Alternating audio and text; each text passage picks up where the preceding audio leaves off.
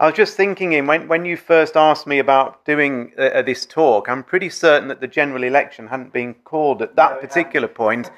And so we were sort of debating, do we continue with this? Because a lot of people's attention clearly is going to be on not Jerusalem, which is thousands of miles away, and it probably isn't anyway, but even more so at this time, people are probably thinking, well, who's going to be the next Prime Minister of this country? And it's of course interesting to think about that.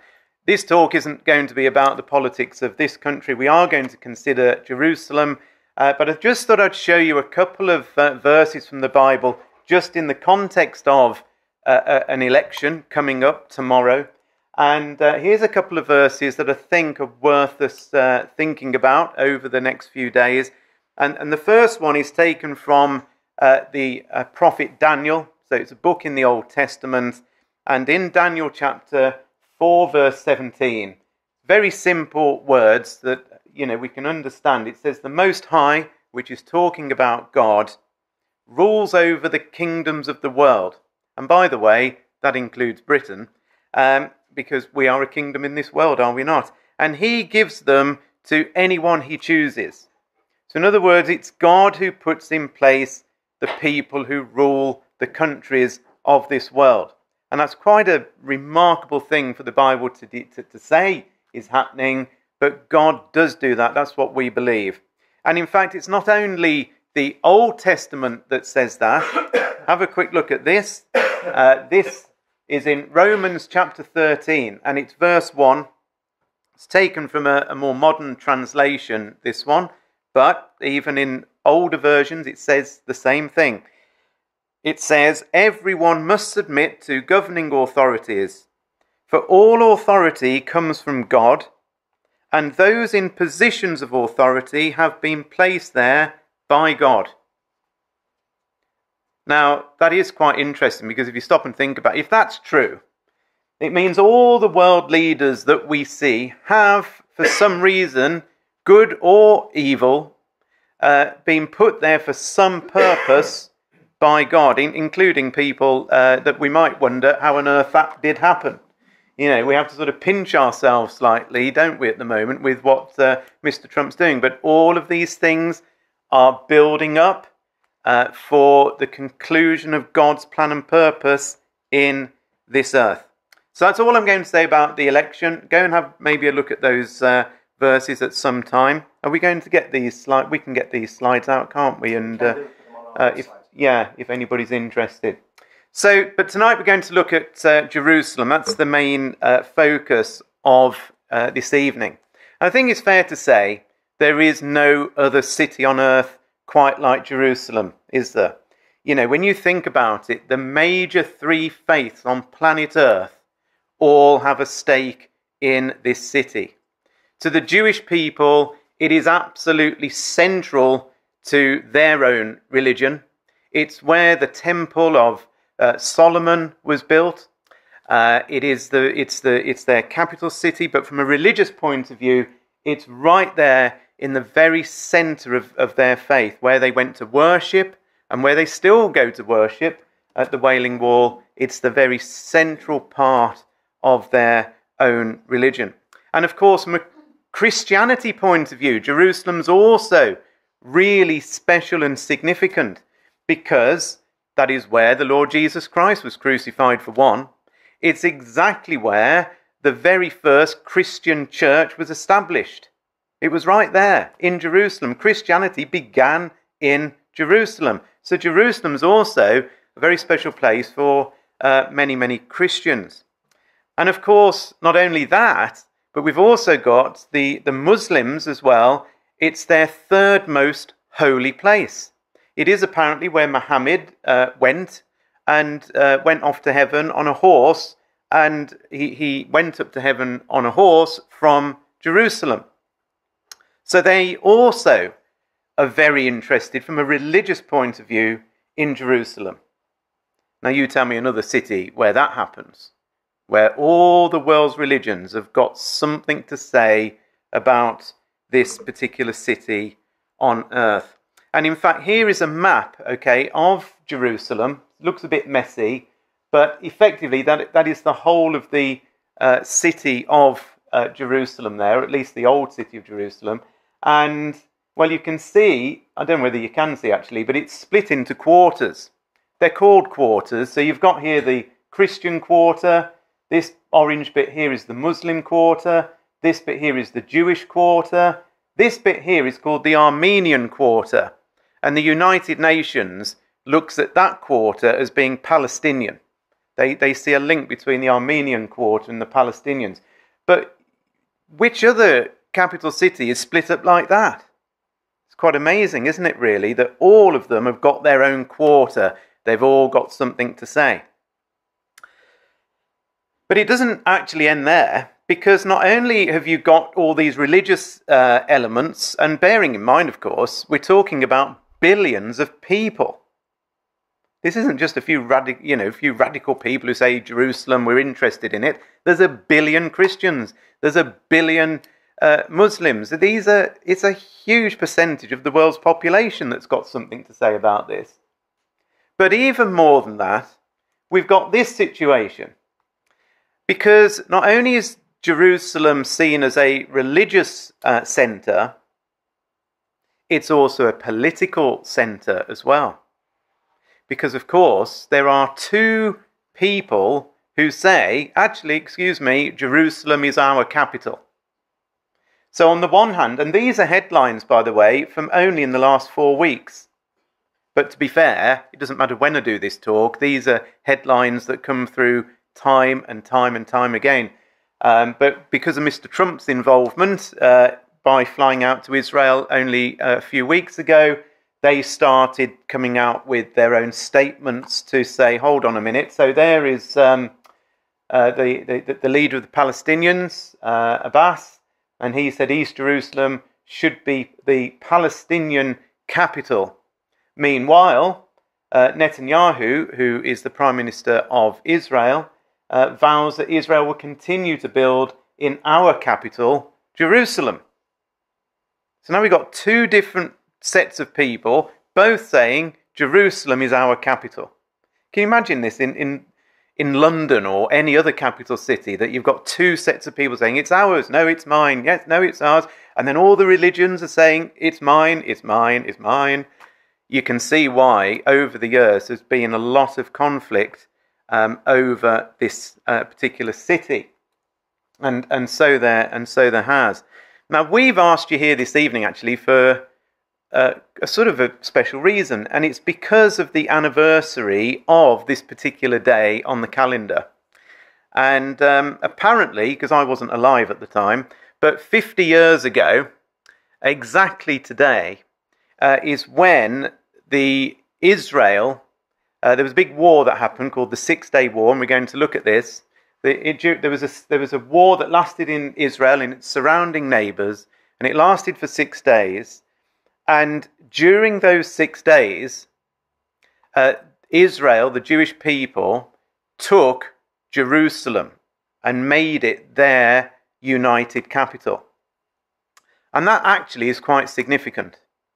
And the reason it's significant is because of things that God tells us in the Bible. And so what we want to do this evening is show you some of the significance of this city. And we're going to look in the Bible, and we're going to see what the Bible says about Jerusalem. And we're going to see why it was that 50 years ago, very, very significant prophecies were fulfilled, which leads us into a chain of prophecies that are continuing to be fulfilled, which culminate, and this is the big exciting bit, it culminates in the return of Jesus back to this earth, to establish a worldwide kingdom where he will actually rule from Jerusalem. And the events in 1967, 50 years ago, were part of that particular story. Now, what we're going to do is we're not going to really turn to any other book. In fact, I tell a lie, because there's a couple of quotes, as you'll see later, from some of the books, but 99% of what we're going to quote this evening is from this book, the Bible. the Bible is just an astounding book. So lots of you in here, I know, read the Bible. Some of you might not have read it before. I would urge you to pick this book up. It is absolutely, completely unique. The word Bible just means book. And the word holy Bible, the word holy means something that's separate. This is a separate book. And you know something? You could get all the books in the world and pop the Bible there, and all the other books would have to be put over here. The reason it's separate from all other books is that it's the only book to be inspired by God himself, and God it is that has said, right, these are my words, I want you different people to write it down. It was written over such a long period of time, at least 1,500 years, by around 40 different people, and yet, I mean, how do you write a book over 1,500 years with all different people speaking different languages? Some of them, some kings, some shepherds, some clearly didn't know the other person that had written a book that was very similar, and all of it's pulled together, and it all makes sense. There's no editing of the Bible. There isn't revision 1, revision 2, revision 3, revision 5028. It's exactly the same. And yeah, it's translated into English and translated into German and all the rest of it, but actually when all is said and done, we are all reading the same words. Just have a little look at this. I don't know who's on the volume here, but I don't quite know how loud it's going to come through, but let's see how we get on. Interesting facts about the Bible. The Bible is comprised of 66 books, 39 in the Old Testament, 27 in the New Testament. The Bible was written by over 40 different authors and was written over a period of 1,600 years.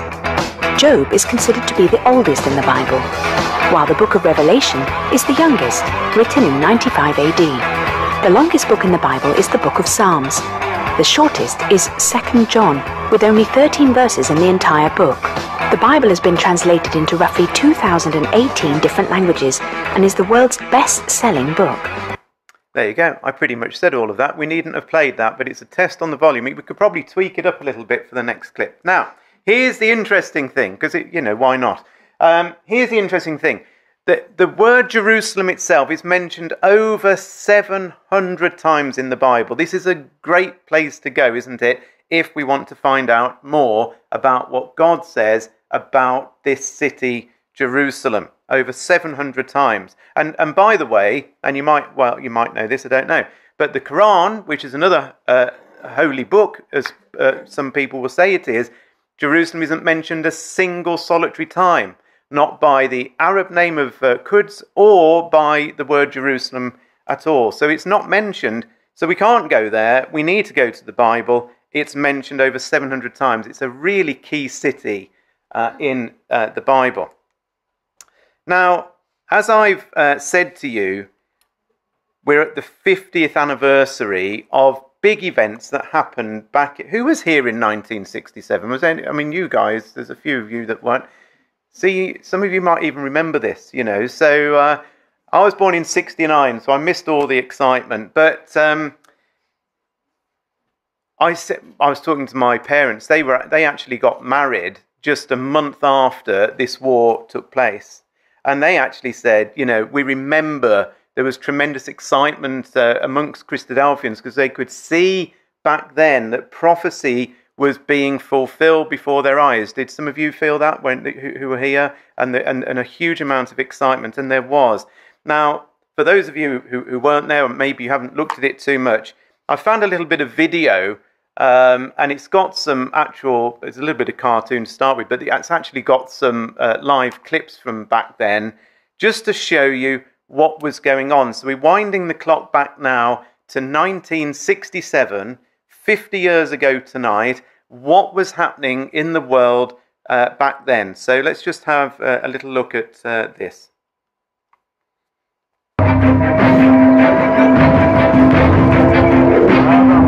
On the 15th of May 1967, on Israel's Independence Day, a 3-week period began, which was one of the most tense and fearful periods in Israel's history.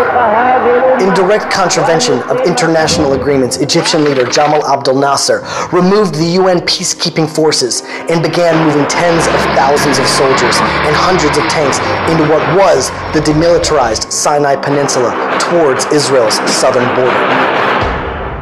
Egypt also blockaded the Straits of Tiran, an open international waterway which was essentially a declaration of war. Israel turned to the nations of the world, primarily to the United States, for assistance against Egyptian aggression, but somehow all Western countries decided to remain neutral. Israel, with 2.5 million Jews, was left alone to face the might of the Arab nations. Egypt, Syria, Jordan, Iraq, and Lebanon formed a military alliance and began moving forces into Jordan towards Israel's borders. When the Arab countries realized that the world had abandoned Israel, many other Muslim countries were openly calling for the destruction of Israel. The will and means to murder millions of Jews were evident. A biblical prophecy comes to pass as the forces of Israel sweep on in an astonishing triumph of strategy.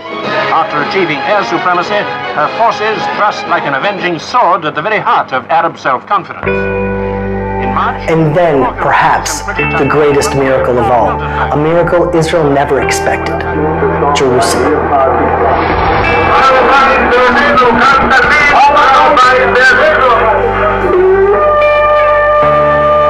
Again, it seemed as though it was a divine appointment in time. Jerusalem was to be restored to the Jewish people after 2,000 years. Yitzhak Rabin, then Minister of Defense, was given the honor of giving the war its name. He chose the Six-Day War, recalling the 6 days of creation, as Israel too was created with the liberation of Jerusalem. So these are amazing things. So in 1948, Israel was created, and we'll look a bit more at that in a minute. But in 1948, Israel did not have all of Jerusalem. It only had a small part of it, and it only had roughly half the land that they now have.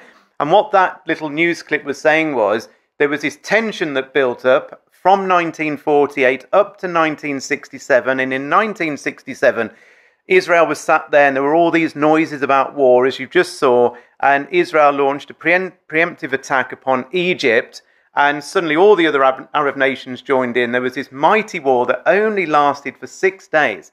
And during those 6 days, and in fact on this very day, 50 years ago, they took the whole city of Jerusalem. And you might say to me, well, so what? You know, it's a long way off. I live in the UK. This is 50 years ago. Do I really care? Well, I don't know whether you noticed in that clip, it came up saying something like the British News Organisation or something like that. And this is like the BBC News back then, and this is exactly word for word what the reporter said. He said, a biblical prophecy comes to pass as the forces of Israel sweep on in an astonishing triumph of strategy. Well. You're watching your news back then, and the BBC reporter says a biblical prophecy comes to pass as the forces of Israel sweep on in an astonishing triumph of strategy. What is he referring to? Why did he say a prophecy, a biblical prophecy, comes to pass? This isn't, you might be a Christian person, I don't know. But that's exactly what he said on the newsreel from back then. And we're going to look at what the prophecy is that I think he was referring to. And we're going to go all the way back to AD 33, give or take. And we're going to join the Lord Jesus Christ right next to Jerusalem. And we're going to go back in time, and we're going to pretend that we're standing with him and his disciples. And there he is, and there's his disciples. And I tell you where he is right there. He is stood on the Mount of Olives. And the Mount of Olives is really close to Jerusalem. And in fact, there is Jerusalem over here. And this is the great temple that they're looking at as they're looking down from the Mount of Olives upon this huge, wondrous temple that existed when Jesus lived. And while they were there, they were talking. Jesus was talking to his disciples, and the disciples were listening to him. And we're going to now join them in the conversation that they were having at this very point in time. And it's recorded for us, word for word, in Luke chapter 21, verses 5 to 7. If any of you want to look this chapter up, you can, but the words are here on the screen. So this is Luke chapter 21. They're sat on the Mount of Olives. We're with them. We're listening in. Some of his disciples, some of Jesus' disciples, began talking about the majestic stonework of the temple and the memorial decorations on the walls. But Jesus said, "The time is coming when all these things will be completely demolished. Not one stone will be left on top of another." "Teacher," they asked, "when will all this happen?" Now, just going back to that previous slide, you can see from the Mount of Olives, you can see what they were looking at, and they're going, wow, look at all this amazing building in front of us, how the stones are adorned, and look at the temple. And that's what we've just read. And Jesus suddenly says out the blue, hold on, it's all going to get demolished. Not one stone will be left upon another. This is some amazing building as well. This is a sort of an artist's impression of what the temple probably did look like in those days. It was an enormous structure, beautiful, gold inside, you name it, gold on the outside. It was a fantastic place. And of course, even today, there's the remnants of the retaining wall of Jerusalem, of the temple, that is still there.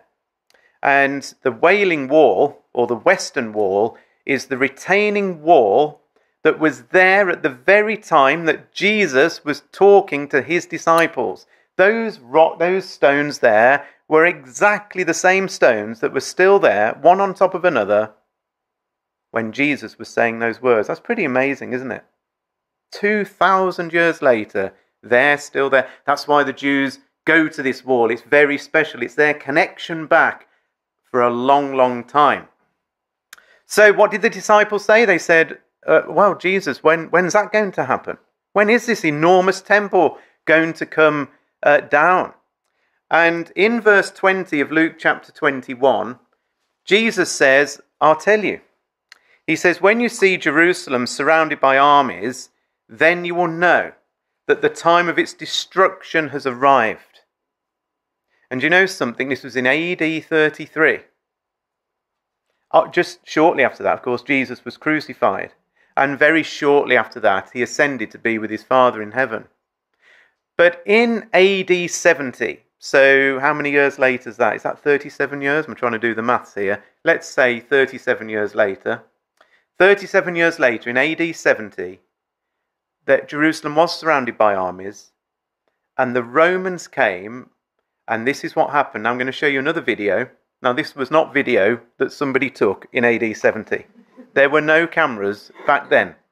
However, the audio that you're going to listen to is taken directly not from the Bible, but from ancient historians that lived about that time. Not Christians, ancient historians, one of which is Josephus. But just have a little watch of this.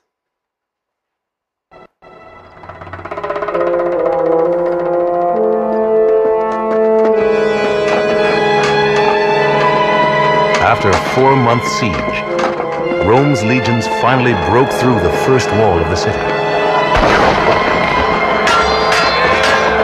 The zealots rushed to meet them and fought with tremendous bravery. But they could not prevent the Romans from fighting their way to the heart of the city, the temple. The Romans proceeded as far as the Holy House itself. Then one of them set fire to it. Now the Jews suffered nothing to restrain their force, nor tried to save their lives, since their holy house was perishing.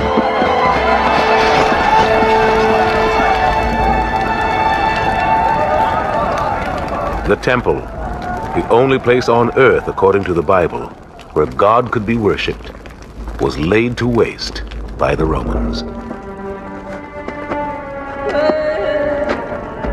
As for a great part of the people, They were weak and without arms, and had their throats cut wherever they were caught.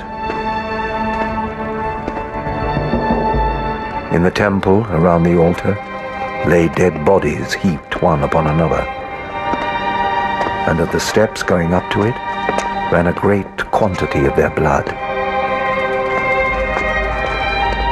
In the history of the world, no nation has ever suffered such a calamity. The destruction of the temple in the year 70 was the greatest catastrophe and trauma to happen to the Jewish people, I would argue, until our own time in the Holocaust. So that's quite amazing, isn't it? Because there was Jesus in AD 33 saying this great temple that you see is going to get completely demolished. And roughly 40 years after that, and you can, this, you know, the historians will tell you this, Encyclopedia Britannica will tell you this, it all did get demolished. The whole lot of it got demolished. And so let's carry on in Luke 21. We're just staying with this script now. We're staying with this conversation that Jesus is having with his disciples, because all of it is hugely significant. So here we're back in Luke 21. We're in verse 24. We're still in the same chapter, in the same discourse at the same time. Jesus continues to say that they shall fall by the edge of the sword and shall be led away captive into all nations. So we'll just stop there just for a minute. Somebody tell me, who is the they, do you think, that are going to fall by the edge of the sword and be led away captive? Which people is it talking about? The Jews, exactly. So Jesus is saying they, the Jews, not only is the temple going to be demolished, but they, the Jews, are going to fall by the edge of the sword. Did you see what was happening there? That the throats cut, thousands, tens of thousands were killed in Jerusalem. And that clearly happened. And there was this great war that the Jews had no chance of winning, because Rome came against them and set fire to the place and, as we've just said, destroyed it. But what Jesus then says is that the Jews will be led away captive into all nations. In other words, Israel as a nation that existed at AD 70 is going to come to an end. If somebody comes into this country and takes us all off captive into different nations, there's not a lot left of the UK. And that's exactly what happened with Israel. The Roman armies came in and, did lead them captive into all nations. And I'm going to show you a chart here. This is from a book from Martin Gilbert. Martin Gilbert's an interesting fella. I don't know if he's a Christian either, but he's plotted over time the history of the Jews. And this is one particular map. It's going back a few years now. It's back in 1991. But can you see all those nations? And next to each nation, there's a number. And that was the number back then in 1991 of the number of Jews that are living in that nation. Now that is quite amazing when you consider that they're a very tiny people. There are not 1 billion Jews. In fact, there's somewhere in the region of 15 million Jews in the world. That's it. It's a tiny number of people. But look at how they're spread into all nations. Jesus said, you'd lose your city, and actually the temple will be destroyed and you'll be scattered into all nations. So really, we've seen that happen over the millennia, that this is exactly what has happened. What else do we read? So just going back to the start, we're still in the same verse. Look, they shall fall by the edge of the sword, that's the Jews will be killed, and shall be led away captive into all nations. And then we get this interesting phrase, because Jesus then says that Jerusalem, this city that we're considering tonight, shall be trodden down of the Gentiles. Now, a Gentile is an interesting word. It's basically anybody that is not a Jew is, in Bible terms, a Gentile. So we're you might be a Jew, I don't know. But generally speaking, in the UK, we're all Gentiles because we're not Jews. And so anybody that is not a Jew is a Gentile. So what Jesus is saying here, look, Jerusalem is going to get trodden down. We might put in modern language, occupied. Jerusalem is going to be occupied by non-Jewish people. So you've lost your city, you're scattered into all nations, and non-Jewish people are going to control Jerusalem. Am I reading too much into that? That's what it says. But here's the multi-million-pound wonder of it all. Because Jesus carries on. He doesn't stop there. He uses this amazing, tiny, insignificant little word, until. And by putting in that word until, means that one day Jerusalem will not be trodden down by the Gentiles, because look what he says. Jerusalem is going to be trodden down by non-Jewish people. It's going to be occupied by non-Jewish people until the time of the Gentiles be fulfilled.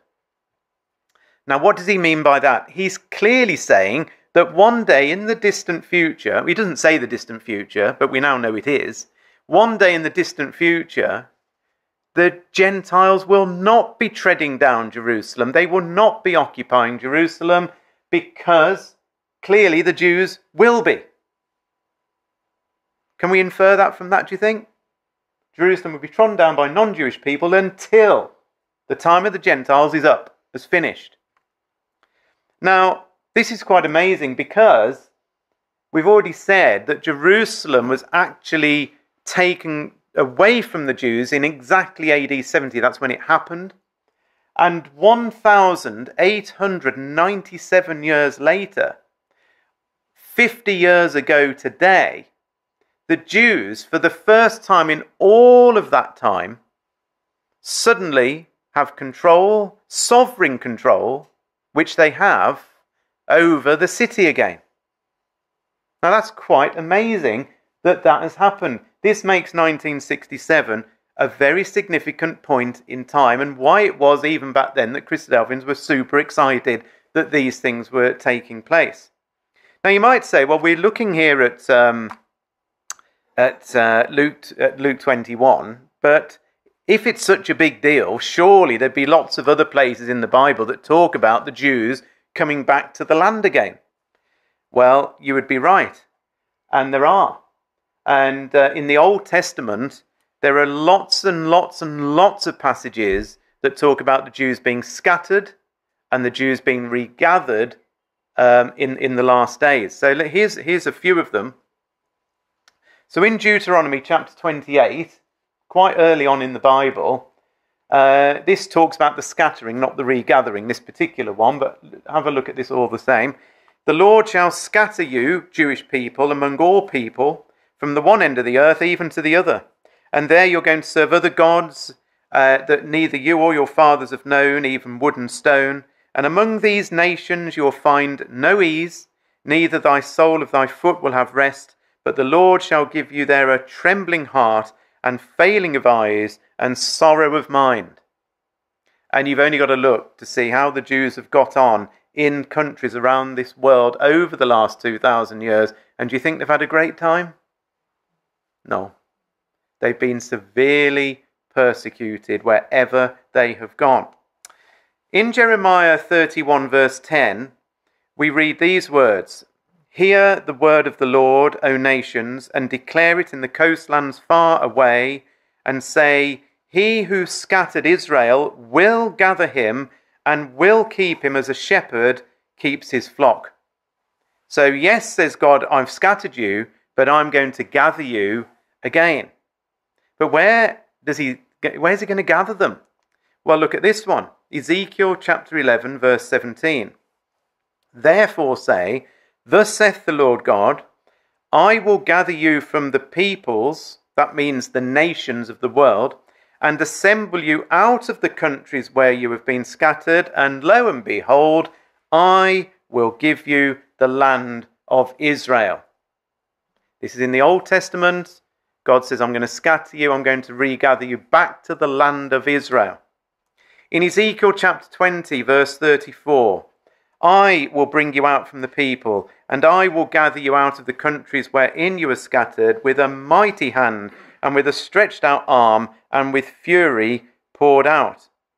In Ezekiel 34, verse 13, I will bring them out from the people and gather them from the countries and will bring them to their own land and feed them upon the mountains of Israel by the rivers and in all the inhabited places of the country.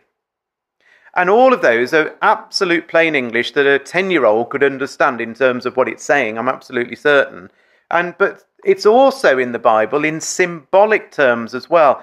We might need to turn the sound up on this particular one because the audio is a little bit quiet. But this is a little video about what the Bible calls the Valley of Dry Bones. And it's a little symbolic prophecy about Israel coming back to the land. The hand of the Lord came upon me, and brought me out in the spirit of the Lord, and set me down in the midst of the valley, and it was full of bones.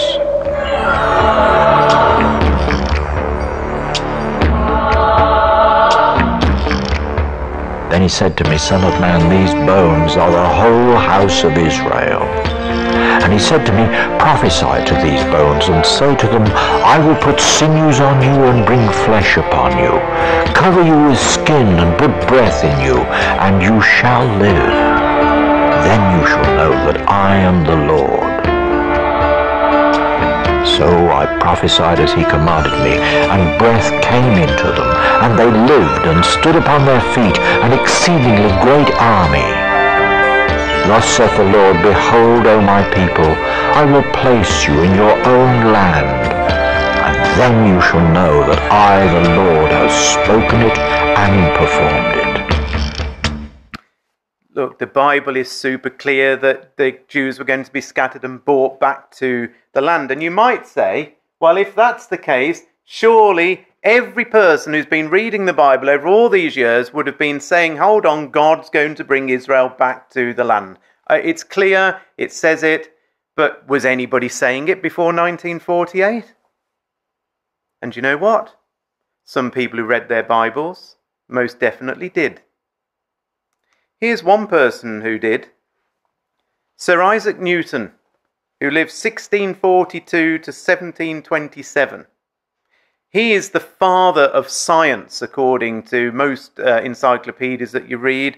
You know, he is the one who discovered gravity and the formulas of calculus. And most of the science that he discovered back then is what we now still build on. None of it has ever been disproved. He was an amazingly intelligent man, this man, Isaac Newton. Mathematician, physicist, astronomer, amazing guy. And you know something? He wrote more about God and more about the Bible than he wrote on any other subject. And yet, do you know what the world did? They latched onto his science and threw the whole lot about his religious beliefs in the bin in its entirety. It's not in the bin. Much of it is in Jerusalem, of all places. And this man looked at the stars and studied the way that they moved and came to the conclusion that this is his words. This most beautiful system of the sun, planets and comets could only proceed from the counsel and dominion of an intelligent and powerful being. This being governs all things. He was an atheist to start with, but ended up totally and utterly convinced that there must be an intelligent being. But on more than that, Isaac Newton wrote pages and pages about prophecy. And one of the books he wrote was Observations and Prophecies from Daniel and the Apocalypse. And in there, Isaac Newton wrote, it may perhaps come forth not from the Jews themselves, but from some other kingdom friendly to them, and precede their return from captivity and give occasion to it. In other words, I think there could be a friendly country that helps the Jews come back to their land. Lo and behold, we were that friendly country, believe it or not. That's another subject. The return from captivity, he writes, and the coming of the Messiah and his kingdom are described in Daniel, Revelation, Acts, Matthew, Joel, and so he goes on. This man knows what he's talking about. Very intelligent, and also very wise because he believed in God. Here's another chap. This is Thomas Brightman, wrote in 1615. Shall the Jews, that's who he's talking about, shall they return to Jerusalem again? There is nothing more certain. The prophets do everywhere confirm it and beat upon it. In other words, they don't let go of this. They keep on and on and on and on and on about it. They're going to come back to the land. And here, in 1948, is what it looked like.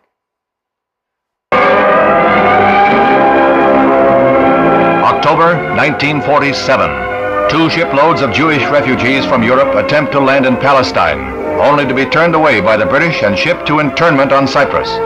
The British mandate in Palestine was about to end, however, and the United Nations was debating the partition of Palestine between the Jews and the Arabs as a solution to the turmoil in that country.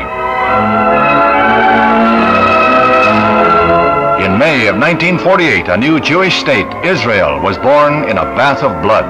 Jewish troops routed Arab forces from the city of Haifa in the first of a series of battles that were to reverberate through the years.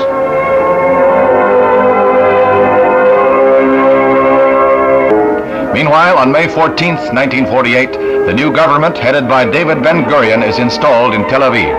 Thus, for the first time since the Roman legion destroyed Jerusalem in the year 70 AD, the Jewish people have a nation of their own.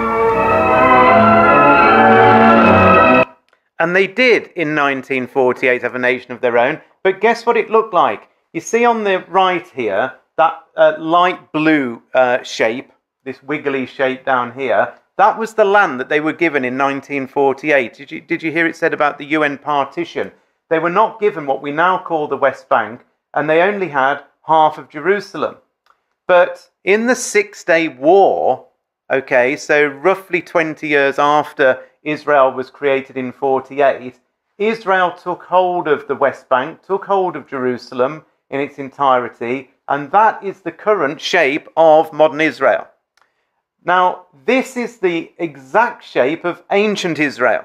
So if you go back to the ancient times when the prophets were writing, like Ezekiel and so on, back in the days of Solomon or David, this is the shape of Israel. Now, do you notice something pretty similar? It's like the same.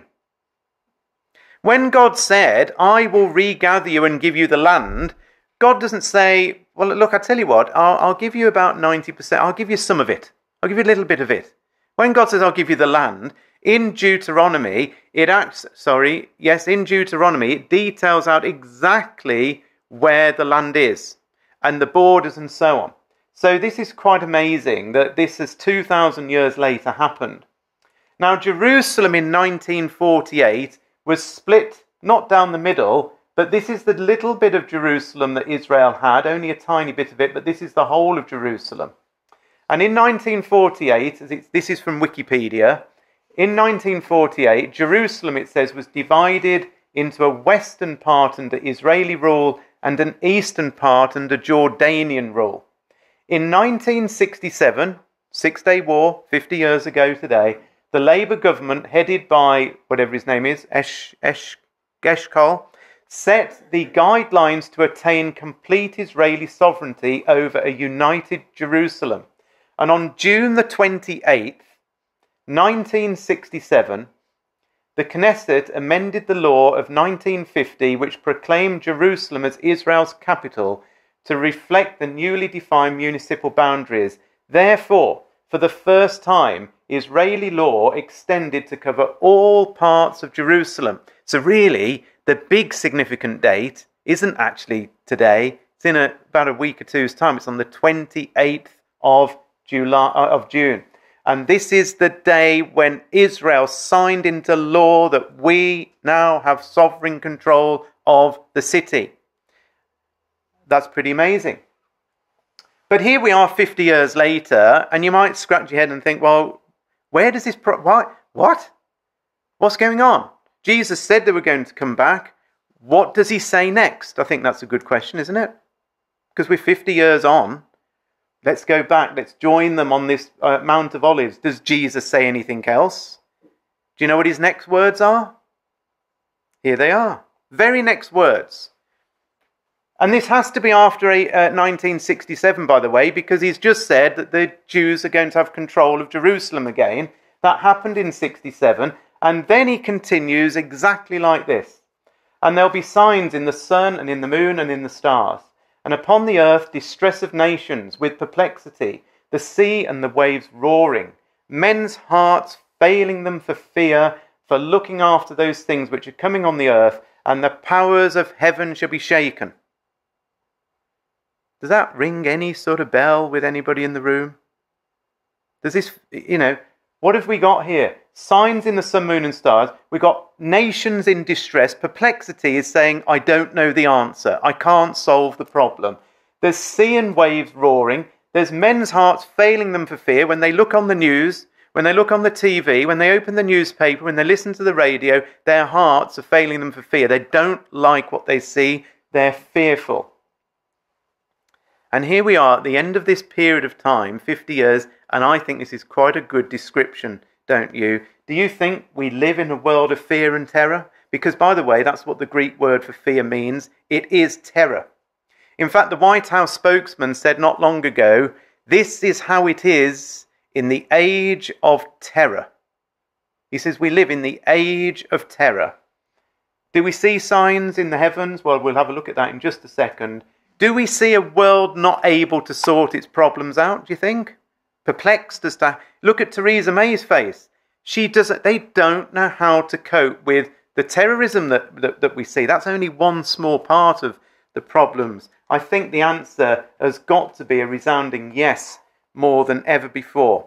I'm just going to play you a few little clips now. These events that you're about to see all happened in March this year. I could spend all night showing you astounding things, but let's just think about the signs in the sun, moon and stars and in the heavens, and this is all happening only a few months ago in March.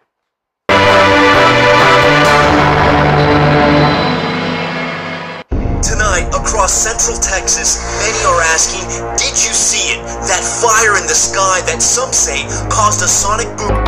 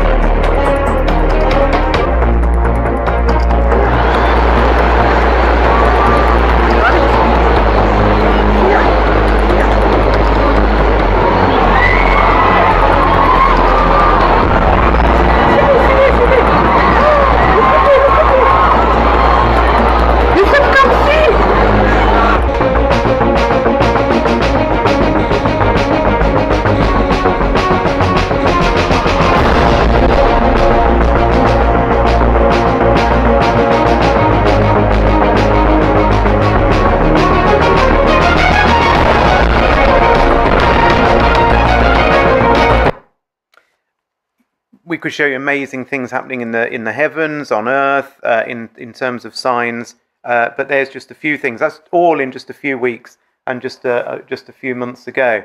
What about the fear on earth? Well, here's a clip taken from a review by CNN of 2015, and this is their little summary of what the world is going through at the moment.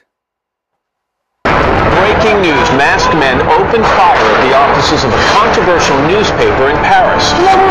Two armed men entered the building and began opening fire. There's been a hostage taking at a kosher deli. Meanwhile, those two brothers suspected of the attack are holed up and cornered. Terrorists who traumatized this region for 3 days are dead, but not before leaving 17 innocent lives ended. Major new offensive launched by ISIS. The U.S.-led coalition is striking back. Are we winning right now? We're still building the forces. I'm confident we will win. The Russian passenger plane with 224 people on board crashes in Egypt. ISIS claimed it had brought down the plane. Vladimir Putin is vowing to take revenge. Devastating earthquake in Nepal. This is the race against time. Brick by brick, the desperate dig to find survivors. A growing crisis overseas. Migrants trying to escape their war-torn homelands attempting to get to Europe.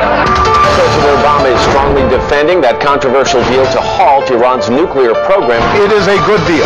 You guys have been bamboozled, and the American people are going to pay for that. Bamboozled, outmaneuvered, outnegotiated. Were you fleeced? There's a lot of politics going on there. Breaking news.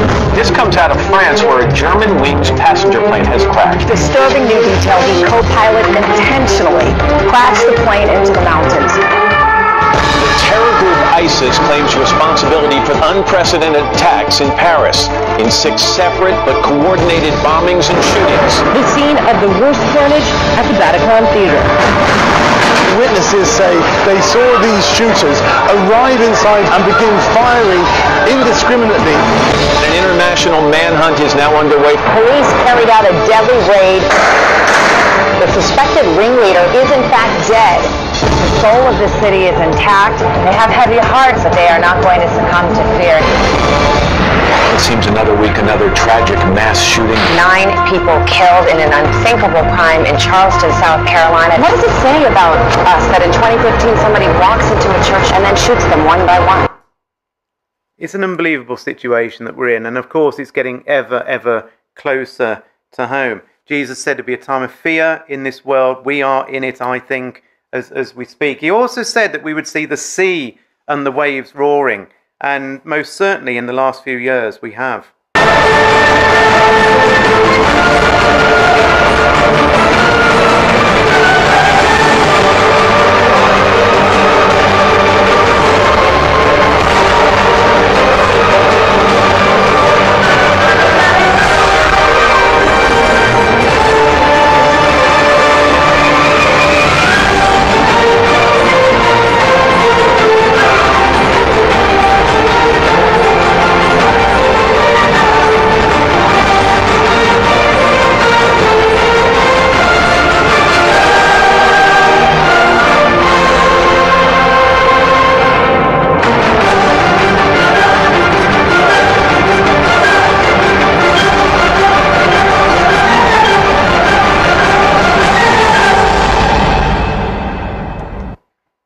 So it's building up to something at the end of this 50-year period, is it not? That's what Jesus said. This is what you're going to see. But he doesn't end there. The next verse says, and then the people who see these things happening, they shall see the Son of Man, Jesus himself, coming in a cloud with power and great glory. Wow. All of these things are going to culminate in the return of Jesus. When these things begin to come to pass, look up and lift up your heads, for your redemption draws near. When it says that Jesus is going to come in the clouds of heaven with power and great glory, believe me when it says that, because that's exactly what's going to happen. We will see Jesus coming in the clouds of heaven with power and great glory. And guess where he's coming back to? We're told in Zechariah 14 verse 2 that he's going to come back to Jerusalem and sort the whole thing out. Because one of the things that's going to happen at the very end, this tribulation and time of fear is going to escalate and continue to grow to the point when, this is what we read. Have I got just 2 minutes? I'm nearly there. Keep going. I'm nearly there. Are you okay just for 2 minutes? You can't take the end now. I can't now, can I? We're building up to the... I've just noticed the time, so I do apologize. I've just got a few minutes. So here we are in Zechariah 14 verse 2. I will gather all nations against Jerusalem to battle. Never has there been a time in any of history where all nations are being gathered against Jerusalem to battle. It will come. The city will be taken, the houses rifled, the women ravished. Half the city will go forth into captivity, and the residue of the people shall not be cut off from the city. So there's a great conflagration coming soon over Jerusalem. And it's going to look a very horrific situation where Jerusalem, just like back in AD 70, is going to come under a terrible war. But in Zechariah 14, it continues to say that his feet, and you'll have to check this out, but these are the feet of the Lord Jesus Christ, his feet will stand in that day upon the Mount of Olives, the very place where Jesus told the prophecy that we've been looking at tonight. He comes back to the very mountain when he said all these things, and his feet will stand in that day upon the Mount of Olives. And so he's literally going to descend from heaven, because that's where he is at the minute. He's coming back right here. And it goes on and says in the same chapter, and this was the last verse that Ian read for us, he read that the Lord shall be king over all the earth, and in that day there shall be one Lord, and his name one. There shall be no more utter destruction, but Jerusalem shall be safely inhabited. Well, well, well. Jerusalem, you know, means the city of peace. And throughout all of its long history, it's never been a city of peace. It's always been in conflict and always been at war. And there'll be a final, great, enormous war at the end of this time of trouble that we're in right now, when God himself says to his son, "Son, I want you to go back to the world, and I want you to go back to the Mount of Olives where you gave that prophecy that concluded everything, and I want you to go and sort it out. And I want you to take over the world, and I want you to set up a righteous government, and I want all things to be sorted out, and Jerusalem finally will become the city that it was always supposed to be, which was a city of peace." And the last slide really, and I've sort of made this up, as you can see, but it actually says that Jerusalem will be raised up like a mountain. There'll be a huge earthquake, it says. We read about it. And it says Jerusalem will get raised up, and a great beautiful temple will get built on top of this mountain. And it says that people will go flowing to it when Jesus gets back. And this is what the Bible actually says, better than I can say. This is Isaiah chapter 2. "In the last days, the mountain of the Lord's house will be the highest of all, the most important place on earth." This is where Jerusalem, the mountain, when it talks about the Lord's house, that's the temple that was always in Jerusalem. So it will be the highest of all, the most important place on earth. It will be raised above the other hills, and people from all over the world will stream there to worship. People from many nations will say, "Come, let's go to the mountain of the Lord, to the house of Jacob's God, and he will teach us of his ways, and we will walk in his paths. For the Lord's teaching will go out from Zion, his word will go out from Jerusalem. The Lord will mediate between nations and will settle international disputes.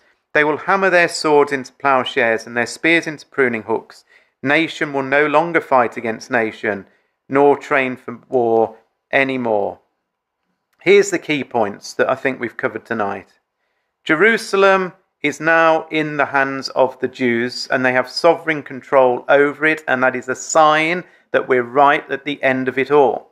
Jesus said we would live in an age of fear and distress just before he gets back, and that is where we are.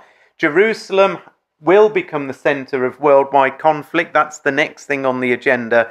And at some point soon, Jesus will return to intervene and set up a worldwide righteous government. So the future of Jerusalem will be a city of peace. And you might well ask the question, well, what's my involvement in all of this? How do I become part of this new government, this new wonderful kingdom that's going to be set up on this earth? I'm not covering that. There will be talks here that tell you exactly how you can play a part in that. Jerusalem, coming soon, it's going to be a city of trouble like we've never seen before, but it will conclude and it will become a city of peace when Jesus himself comes back and establishes God's kingdom. Sorry I've gone a few minutes over, but thank you for listening.